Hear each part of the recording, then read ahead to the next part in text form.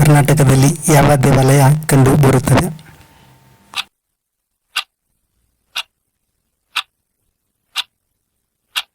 ಶ್ರೀ ವಿರೂಪಾಕ್ಷ ದೇವಾಲಯವು ಕರ್ನಾಟಕದಲ್ಲಿ ಕಂಡುಬರುತ್ತದೆ.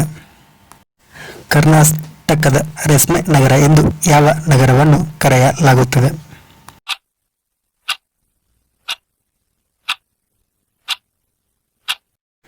ರಾಮನಗರವನ್ನು ಕರ್ನಾಟಕದ ರೇಷ್ಮೆ ನಗರ ಎಂದು ಕರೆಯಲಾಗುತ್ತದೆ.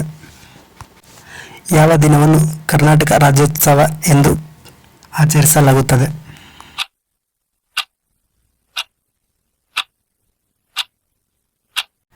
ನವೆಂಬರ್ 1 ಕರ್ನಾಟಕ ರಾಜ್ಯೋತ್ಸವ ಎಂದು ಆಚರಿಸಲಾಗುತ್ತದೆ. ಹಂಪಿಯು ಯಾವ ನದಿಯ ದಂಡೆಯ ಮೇಲಿದೆ?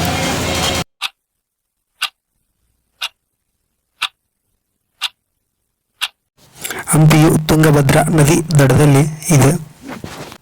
ಕರ್ನಾಟಕದ ರಾಜ್ಯ ಪ್ರಾಣಿ ಯಾವುದು?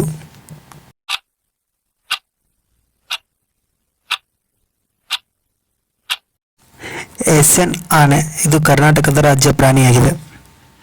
ಬಂಡೀಪುರ ರಾಷ್ಟ್ರೀಯ ಉದ್ಯಾನವನ ಯಾವ ಜಿಲ್ಲೆಯಲ್ಲಿ ಕಂಡು ಬರುತ್ತದೆ?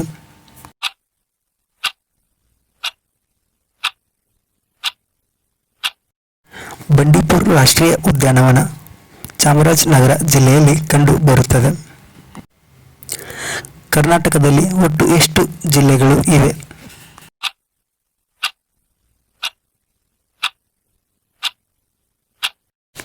ಕರ್ನಾಟಕದಲ್ಲಿ ಒಟ್ಟು 31 ಜಿಲ್ಲೆಗಳು ಇವೆ. ಸೂಪಾ ಅಣೆಕಟ್ಟು ಯಾವ ನದಿಯ ದಂಡೆಯ ಮೇಲೆ ಇದೆ?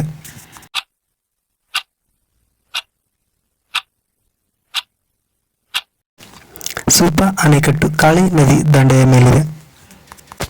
ಚಿನ್ನಸ್ವಾಮಿ ಕ್ರೀಡಾಂಗಣ ಯಾವ ರಾಜ್ಯದಲ್ಲಿ ಕಂಡು ಬರುತ್ತದೆ?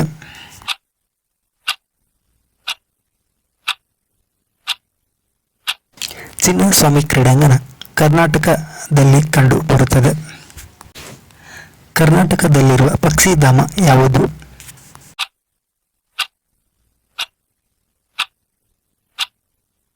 ಕರ್ನಾಟಕದಲ್ಲಿ ಗುಡ್ವಿ ಮತ್ತು ಮಂಡಗದ 2 ಪಕ್ಷಿಧಾಮಗಳು ಕಂಡುಬರುತ್ತವೆ.